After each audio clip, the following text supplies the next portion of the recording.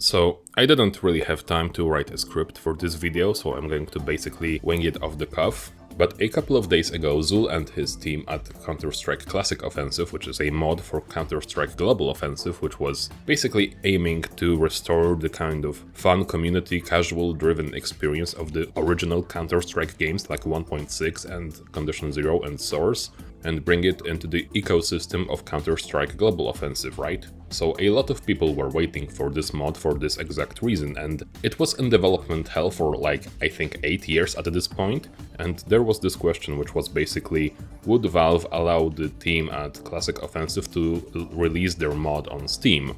Because some people would argue that Valve might have seen this mod as a threat to their own game, which was, Global Offensive at the time. Now it is Counter-Strike 2, of course. And their worries kind of became true recently. So what happened is that when you submit a game to be released on Steam, you have to pass a kind of a certification process in order to officially publish it, right?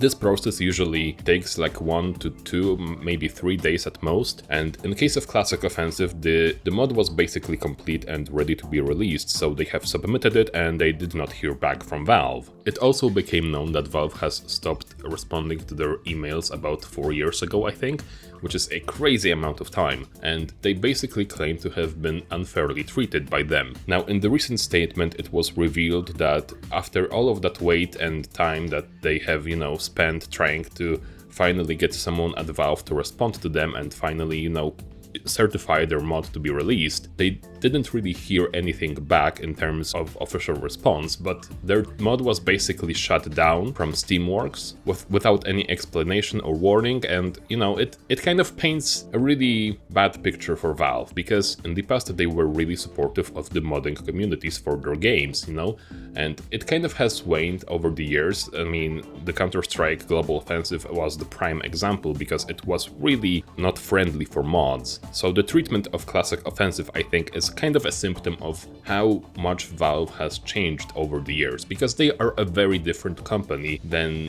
what they were in like 1990s and early 2000s. I am going to admit that I was a huge fan of Valve. I was one of those people that were really singing their praises at every corner. But over the years, I'm gonna admit that my respect for them has really went downhill, and that is for a couple of reasons. Basically, I think that Valve is really not a great company anymore. Now, they are not quite as bad as, let's say, EA or Activision or Ubisoft, but in all fairness, I don't think that they are all that far behind. So let's be honest, I think they went kind of downhill around 2011 to maybe 2013 at most. Basically, around that time, Valve was already shifting from making quality games to really focusing on making profit, and it is understandable, to some degree, because they are a company and they do want to make as much money as possible. But that was not the reputation that they had, in 1990s or 2000s, when they were making Half-Life and adapting all of the great mods like Counter-Strike, Day of Defeat, Team Fortress, and making them into a fully fledged successful games that they are now. And then early 2010s happened, and they really have shifted into this darker side. I mean, let's be honest, Valve was pretty much the catalyst that has popularized microtransactions and in-game stores and skins and all of that crap that is rampant to this day. They basically went and said, this is okay to do, this is what industry can get away with. And to this day, I think Valve fanbase is kind of the second biggest instance of the Stockholm Syndrome in the video games industry after Call of Duty.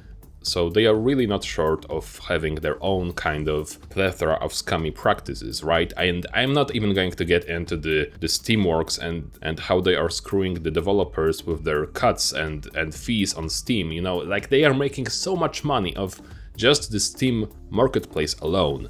Because if I remember correctly, I think they take like 5% transaction fee from every single transaction on the market.